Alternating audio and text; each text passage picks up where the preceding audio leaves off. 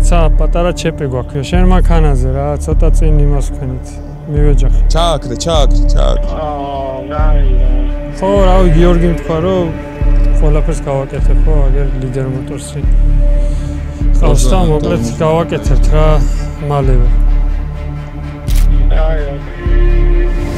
გამარჯობა, მე პაპელა ვარ და თუ პირველად აღმოჩნდით ჩემს არხზე, გეტყვი რომ აქ ნახავ უამრავ სუპერკარს, ძალიან საინტერესო ავტომობილებს და კვამლით და ადრენალინით სავსე ვიდეოებს, ასე რომ გამოიწერე არხი და შემოგვიერთდი. ახლა კი კარგად მოკალათდი, რადგან დღევანდელ ვიდეოში არა მხოლოდ ორ ავტომობილს, არამედ ორ ქვეყანას უპირისპირებთ ერთმანეთს. წითელ კუთხეში Nissan 350Z, ყველასთვის საყვარელი სპორტული ავტომობილი და ლურჯ კუთხეში BMW Z4. გიგა არის ასევე ჩვენიანი ავტომოყვარული, გამოიწერეთ გიგას YouTube არხით, სადაც ნახავთ საინტერესო ვიდეოებს და მოგვიყევი შენს ავტომობილს. 2019-დან მყავს ეს, ზოგადად Z მყავს 2015-დან. 10 წელია უკვე. 10 წელია. გონია რომ ცოტა უპირატესობა მაქვს დღეს. მაგას გულის ხო უკვე ჩემზე წინ ხარ რომ 10 წელია კარგად იცნობ მანქანას. მე ეგეთი შეხება არ მქონია Z4-თან, მიუხედავად იმისა რომ ძალიან მომწონს, ყოველთვის მიმზიდველი მოდელი იყო ჩემთვის და საინტერესო და დღეს კარგი დღეა რომ გავუტესტო. ეს მაინტერესებს რა სიზავს ეს მანქანა. ციფრებში როგორ გამოიყურება შენი მანქანა? ხო, ეს ჩემ მანქანას ქარხნა დაქვს 287 ცხენის ძალა, 365 ნიუტონმეტრი და დაახლოებით 1500 კილოა. შენს TikTok-ზე ტესტავ ხოლმე მანქანების აჩქარებას, რაც ციფრები გაქვს. ხო, ესე იგი 0-100 ამ მანქანას აქვს დაახლოებით აი სტაბილურად 6 წამს 6 წამამდე. აი, ვნახოთ დღეს რა სიზავს. აქეთ ყავს გერმანელი Z, 265 ცხენის ზალა, რადგან ეს არის SI მოდელი და არა შეუღლებრივი 3-დან 0i, 315 ნიუტონმეტრი. Z-ისგან განსხვავებით აქ არ გვაქვს V ტიპის ძრავა, აქ გვაქვს ყველასთვის ცნობილია 92 წკრივში განლაგებული 6 ცილინდრი. ორივე ავტომობილი არის სხვადასხვა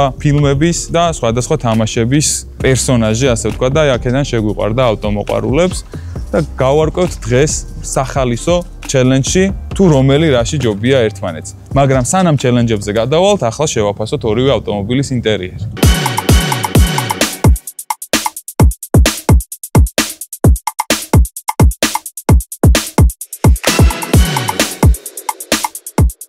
იმასთან შედარებით თვითონ ეს ხარისხი შეიძლება ცოტა ისე გეჩვენოს. ხო, კარი ცოტა პლასმასის ხმები ისმის. ხო, დიდად ვერ, მაგრამ რაც იმასთან ჩემთვის პირადად და შენთვისაც ახლა რო გადავჯდებით, დარწმუნდები რომ სივრცე ამ მანქანას უფრო მეტი აქვს და სივრცე მეტი აქვს. ყოველდღიურ გამოყენებაში ჩემთვის მაგალითად უფრო პლუსი არის სივრცე, ვიდრე აი ამ პლასმასის. და შენ ყოველდღიურად იყენებ ამ მანქანას? ყოველდღიურად არ ვიყენებ ეხლა, მაგრამ როცა თავის დროზე შეიძენდა ადამიანი, ახავს ცენტრიდან ვფიქრობ ყოველდღიურადაც გამოიყენებ. ეგეც მართალია, მაგრამ ეხლა ვინც გვიყურებს და დღეს უნდა ესეთი მანქანის ყიდვა, ეს პლასმასები შეგიძლია დაიკიდო, არ მიაქციო ყურადღება, იმიტომ რომ ამ მანქანას ყველა ვინც ყიდულობს გასართობად.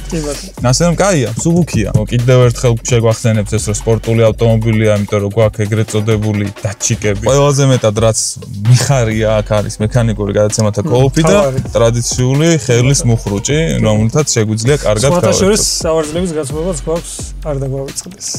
ხო, ამ რაღაცა კომფორტებიც არის. სავარძლebits არის, კი ბატონო. და კიდე რაც მომწონს ამ მანქანაში, სიჩქარეს გიჩვენებს მარჯვნივ და ბრუნებს გიჩვენებს, ხო, ბრუნებზე ხარ კონცენტრირებული ამ მანქანაში და საჭესრო ასწორებს, მაჩვენებელთა დაფაც რომ მიყვება, ეგეც ძალიან კაია. დიზაინზე ნამუშევარი აქვს მოინდომეს იაპონელებმა. დღესაც ჩემთვის ძალიან მიმზიდველია, როგორც შიგნიდან ისე გარედან, მით უმეტეს 2000-იანების დასაწყისში კიდე უფრო კაი იქნებოდა. ხო, აი აქ უკვე სუნიცკია, ძველი BMW სუნი დგას. ყავის რაღაც. ხო, აქ უკვე მანქანა ძალიან ისეა, მჭიდრო და მომიჭირა რა. თითქოს პატარა ზომა გაცვლიო ტანსაცმელი. შენი ზომისთვის თან მით უმეტეს, ხო, მგონია რომ უფრო ვიწროდ ხარ რა. თან ვიწროდ ვარ, თან სავარძელი. არა, ჩადის დაბლა. სავარძელი ჩადის კი. მგონია რომ მაინც რაღაც აი ვიწრო შეგრძნება გაქვს რა. კი, მაგრამ მომწონს, ამ სპორტულ ავტომობილში ეგ მომწონს. იქ ძალიან ესე ხარ, წამოწოლილი ხარ და ორივეს თავისი პლუსია გააჩნია ადამიანის მონაცემებს. ეხლა სივრცე იქ ჯობია, ხარისხი აქ ჯობია, მაგაზე შევთანხმდეთ. დიზაინი საკამათო საკითხია, მაგრამ მე ეს მირჩევნია. სუბიექტური ვიქნები, მე მაინც უფრო ჩემი ზეთი მირჩევ. შენ 10 წელი რო უყურებ ერთ და იგივე ტორპედოს მიეჩვია და შეგიყვარდა, მაგრამ ანუ ეს ეხლა უფრო კარგი ნამუშევარია დიზაინრულ ფასადზე. ეს უფრო მაღალი კლასია ჩემი აზრით. ის უფრო ბიუჯეტური ვარიანტია. ფასიც იყო განსხვავება თავის დროზე. დღესაც ასე თუ ისე არის განსხვავება. იქ მონიტორი გაქვს 2002 წლიანია, ეს 2007-იანი და აქ ძალიან მოძველებული აუდიო სისტემა. ასე რომ არის რაღაცეები. მოდი ახლა შევადაროთ რომოს უკეთესი ხმა აქვს. აგერ BMW-ს გასაღები და მომასმენინე, აბა. აბა ვნახოთ.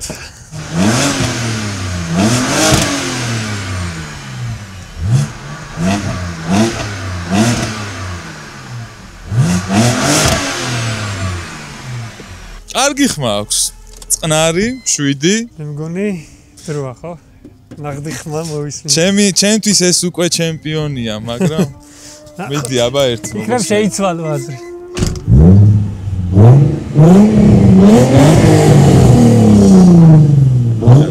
ვეცადე რომ BMW-ს მოეგო, მაგრამ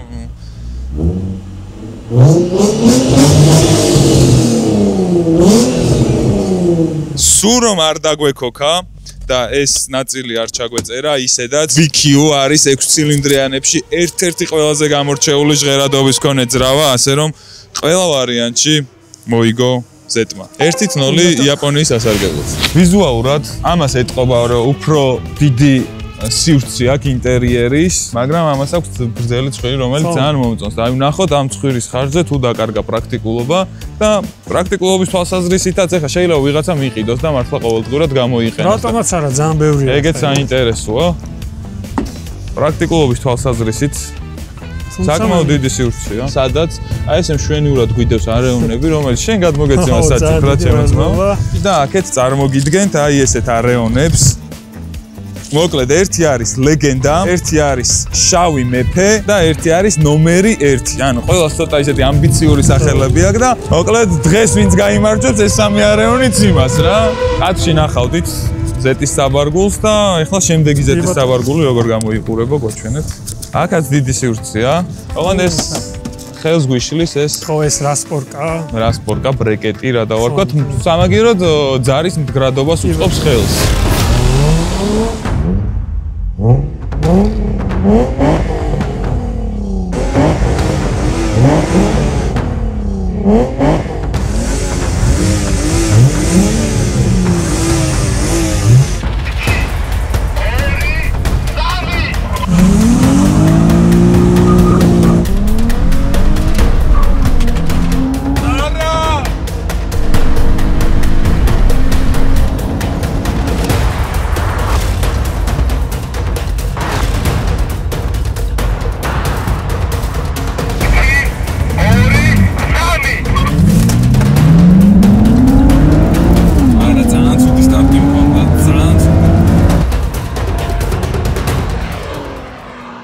სამწუხაროდ დრაგში იაპონელებმა მოგვიგეს. საბურავს დავაბრალებ, მოდი. ჩინური საბურავის ბრალია, აქ რომ ეყენოს მიშელინი. მერე უკვე შეიძლებოდა 1-2 კორპუსითაც გასვლა. ესე ვთქვათ, რა ვიცი. ცხენის ძალები მაინც თავისას შვება და ნიუტონ მეტრებით. საცაგინ, როცა გინდა, ძმა. რო დაუპრენკოთ, დაურეკოთ და უპაპელას მოუწყდა ამ ჩინურ საბურავებზე რაღაც. ბიჭო მე დაურეკ, შეიძლება ხო მე დაურეკ. შენ უნდა დაურეკო ხო? რა შვების ასე როგორ ახარ ხო? ბიჭო ხალია ერთი წამი. ხო შეიძლება რა. მართლა თუ გადავ, აი მაგას იტყვის და მე მართლა თუ გადავ. დრაგში აუცილებლად 350 Z-ი უპირობო ჯობია. ამ მანქანებს ძირითადად ყიდულობ პირველ სპორტულ ავტომობილად, როცა არ ხარ მიჩვეული რაღაც დიდ, ასე ვთქვათ, ჯანიან მანქანას. ხო? ანუ სტარტერ სპორტკარია, რომელიც ორივე ძალიან კარგი არჩევანია. და რატო ყიდულობს ახალგაზრდა ბიჭი? იმიტომ რომ გოგოებზე მოახდინოს დაბეჭდილება და გოგოები გააკვირვოს და რაღაც თავისი მართვის სკილები აჩვენოს და თან ნუ თვითონაც ისწავლოს უფრო მეტი და უფრო როგორც პროფესიონალი მძღოლი, უფრო წინ წავიდეს მოკლედ რა. მე ხლა შემდეგი ჩელენჯი არის დონატი, რომელი უფრო კარგ დონატს გამოაცხობს ამ ავტომობილებიდან და გერმანულ დონატს რაც შეეხება, აი რასაც უყურებთ, ამაზე მეტკუთხეს აზრი არა აქვს. ღია ხიდი გვაქვს. ამ მანქანის დაბეჭდილებას მოახდენთ აი ესე გაჩერებული ულამაზესი ფორმებით. ხოლო იაპონელი რომ მოვა მის გვერდით, შეიძლება ძალიან ლამაზია ესეც, მაგრამ ფორმებით ესე ვერ იბლატავს და ამიტომ მე გააკეთებს დონატს. და უფრო მეტი ყურადღება ექნება. მეტი სხვანაირად ვერ ვამართლებ, რა გავაკეთო. წადეთ უკვე და ჯობია არ ნახოთ, დამიჯერეთ, ცრემლები წამოგივათ, ასე რომ ეს ვიზუალით ახდენ შთაბეჭდილებას და მაშინ 350-ით რომ მიხვალ Z4-ის გვერდით და შენც გინდა რომ შთაბეჭდილება მოახდინო, მერე მოგიწევს რომ რაღაცა სხვა ხერხები გამოიყენო შთაბეჭდილების მოსახდენად.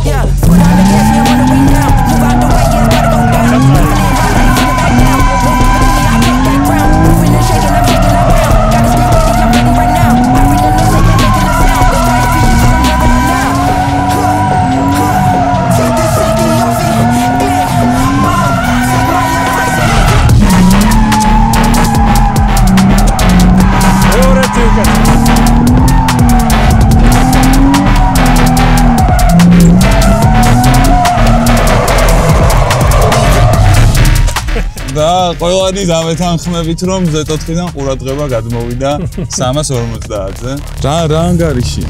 ორი ხნორი. სამაგეო დიზაინში ვიგებ და დიზაინში ვარ. აი ეგეც მოზარე. საურხარეზი ხეკი. დავრიკა. რა შე?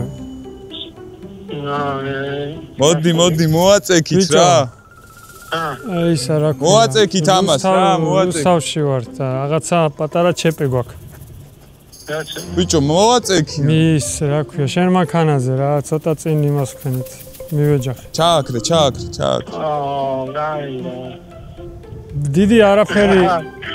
დიდი არაფერია, ანუ წინა მხარეს რა და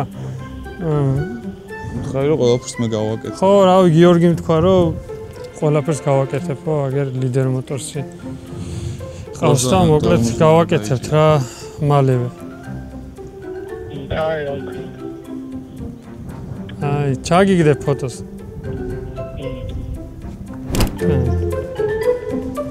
რა საყვარელი. შემეცოდა კაი ჯანდობას, რა ვქნა. ეხლა კაი რა. გამიწყდა ჩე. ეხლა უეჭველი დაკიდა ტელეფონი და ეხლა ივანს ეს ამისთვის.